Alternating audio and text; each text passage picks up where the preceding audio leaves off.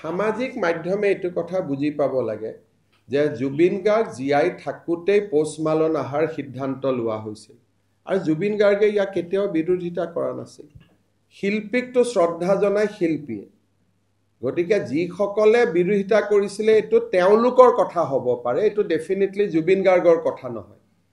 কাৰণ জুবিন গাৰ্গ জীয়াই থাকোঁতেই কেবিনেটে কনচাৰ্ট ইকনমিৰ সিদ্ধান্ত লৈছিল পোষ্ট মালন আহিব বুলি জুবিন গাৰ্গ থাকোঁতেই সিদ্ধান্ত লোৱা হৈছিল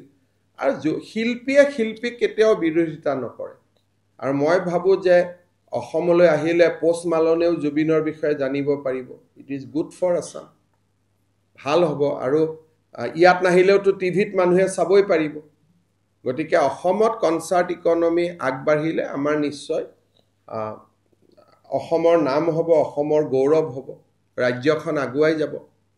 আমি ইয়াত নকৰিলে শ্বিলঙত কৰিলেহেঁতেন 2 ঘণ্টা লাগিলেহেঁতেন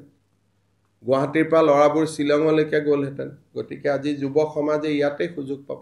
হ'ব খালি এটা কথা সংবাদ মাধ্যমত প্ৰচাৰ কৰাৰ দৰে এখন অসম চৰকাৰৰ ইভেণ্ট নহয় আমি মাত্ৰ ফিল দিছোঁ সহযোগিতা কৰিছোঁ কিন্তু আমাৰ ইভেণ্ট নহয় আমি তাত কোনো চাব নাযাওঁ সংবাদ মাধ্যমৰ বহুতে ভাবিছে যে অসম গভৰ্ণমেণ্টে কোটি কোটি টকা দি আনিছে আমাৰ ইয়াত কোনো ফাইনেন্সিয়েল ইনভলভমেণ্ট নাই আৰু আমি তাত জড়িতও নহয় আমি মাত্ৰ ভেটেনাৰী ফিল্ডখন দিছোঁ 20-30 লাখ টকা যদি কিবা ডিপাৰ্টমেণ্টে খৰচ কৰিছে তাকো মই মানাই কৰিছোঁ পিছত মই খবৰ ল'ম কিন্তু এইখন ইভেণ্ট বুক মাই শ্ব'ৰ পৰা হৈছে অসম চৰকাৰ ইয়াত জড়িত নহয় আৰু তেনেকৈ কাৰ্বি আলঙতো আৰু এটা শ্ব' আহি আছে বিশাল মিশ্ৰ নৰ্থ কাছাৰতো আহি আছে ডিমা হাছাওতো আহি আছে গতিকে পোষ্ট মালনে অকল অহা নাই অসমত এই সময়ছোৱাৰ ভিতৰত 3টা শ্ব' আহি আছে আৰু মই দেখিছোঁ যে হৰ্ণবিলতো বহুত ধুনীয়াকৈ ফেষ্টিভেল আৰম্ভ হৈছে আনকি অখিল গগৈয়ে হৰ্ণবিল ফেষ্টিভেল চাব গৈছে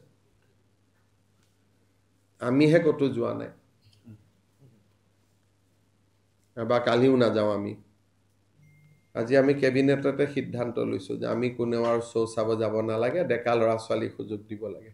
সিদ্ধান্ত মানে এনে কথা পাতিছোঁ নিজৰ ভিতৰত কাৰণ মই বুজিয়ে নাপাওঁ পোষ্ট মালন মানে কি